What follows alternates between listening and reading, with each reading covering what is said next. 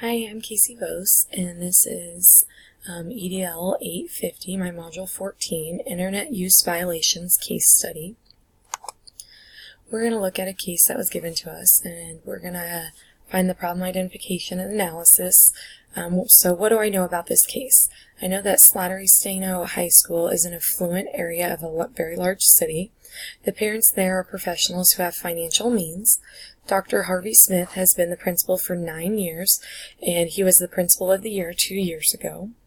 Ms. Robin Tate was hired 1 year ago to teach specialized science courses, and Dr. Harvey had received numerous complaints from parents and students about Ms. Tate's class.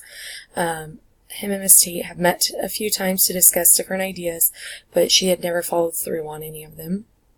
After a 3-day long weekend over Veterans Day weekend, Ms. Tate came home to receive an unidentified email with a link to a Facebook page that had horrible comments about her, and one even saying who wants her to disappear. She notified Dr. Harvey right away, and he asked her to send the link, and he looked into it, and then they planned to meet the next morning in Ms. Tate's office to figure out who created it all. So what do I still need to know? I need to know what students and or parents might have a specific problem with Mrs. Tate. Where did the email originate from? Who created this Facebook page? And then, has any other teachers and or students been threatened like this before? Has Ms. Tate received any other threats as well? Our problem. The identified problem in this case is Ms. Tate's safety. Will the students act out on the threats they are making? What students and or parents are responsible for this incident that took place? My proposed plan of action, the first step would be to look into the email on the Facebook page very carefully to see if I can find any clues, and also print copies of it in case everything gets taken down. Step 2 would get Ms. Tate a substitute teacher for the next day. Step 3, meet with Mrs. Tate first thing in the morning to check on her safety and welfare, then start going over any information that she has. Step 4, meet with our district technologist to see if he or she can find out where the email originated from and who created the Facebook page. Step 5, I would talk with my counselor and other staff members to see if anyone else has any information or if anything similar has happened to any of them. And then step 6 would be to meet with Mrs. Tate's class to discuss any concerns that they might have. Step 7, I would meet with the students that have been identified as ones who might have been responsible in this matter. Step 8, I'd meet with Mrs. Tate and to offer her any guidance, some support, to help make sure that no other incidents are going to occur, to make sure she feels safe to return to the classroom, anything I can offer her for those.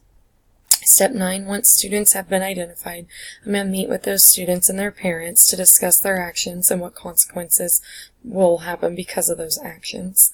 My step 10 would be to review our school board policy, and I would amend anything if needed. And then step 11, talk with staff and students about online safety and the dangers and threats of those online poses. Appropriate strategies to implement. I would keep appropriate documentation of the incident on file. I'd follow through on any consequences for the identified persons responsible. I'd provide frequent checks on Mrs. Tate's welfare and provide support in her classroom for the remainder of the year. I'd educate staff on how to handle threats made to themselves and others, and then also educate students on appropriate online behaviors and talk about the consequences for those actions of threats that are made online. Resolving the issue based on promoting the success of all students. As a building administrator, you always want all students to succeed. So my plan of action resolves the particular issue at hand and then also promotes success for all the students moving forward. Mrs. Tate's safety is at the center of my concerns since she was the victim in this case. My plan works to identify the persons responsible for the threats and act to provide appropriate consequences for their actions. My plan also works with all staff and students to promote a healthy education and appropriate online behaviors and how to handle any incidences that are not appropriate. My personal analysis.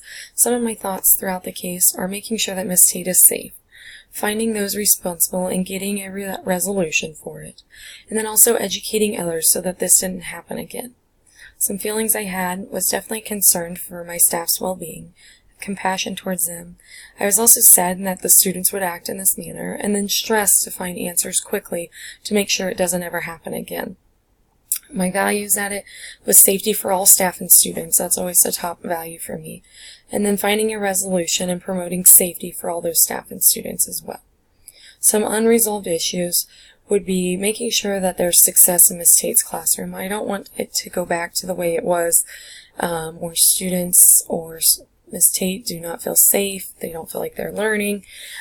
Making sure that there's success there is still unresolved. And then any pushback I might receive from parents, staff, and or students on the matter. My Standard 5 reflection, acting with integrity. I provided support for a staff member that was in need. I didn't single out or accuse any students without appropriate data. I provided support for a class that was in need, and then I openly discussed a major concern and listened to staff, students, and parents' concerns as well. Acting with fairness, I treated all staff and students with compassion. I talked with all parties involved without accusing. Fair consequences for the parties that were involved, and I provided extra support in Miss Tate's class. Acting in an ethical manner, safety for all was my main focus. Gathering facts to determine what happened without jumping to any conclusions. Implemented an action plan promoting success for all of those, students and staff. And then I followed all district protocol for consequences of the accused. Thank you for watching and listening on my case study.